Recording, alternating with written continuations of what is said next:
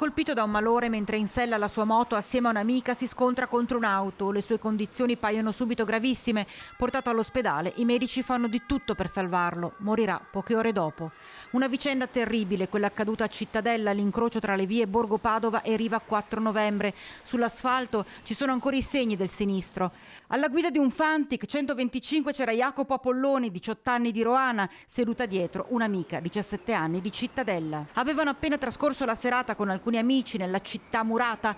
Poco dopo la mezzanotte erano ripartiti per portare a casa la ragazza. Arrivati in prossimità dell'incrocio tra le due strade, davanti Porta Padova, la tragedia. Jacopo avrebbe perso conoscenza, la moto avrebbe sbandato proprio mentre stava sopraggiungendo da sud una Jaguar guidata da un uomo di 32 anni. Inevitabile l'impatto, il Centauro è stato sbalzato dalla sella ed è rovinato al suolo, riportando ferite molto serie. Per l'amica solo botte e un trauma al volto.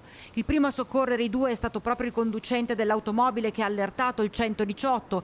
I sanitari del SUEM si sarebbero accorti subito che oltre alle gravissime lesioni riportate nell'impatto c'era qualcos'altro che non quadrava, quel malore che ha causato il decesso di Jacopo nonostante ogni disperato tentativo del personale medico.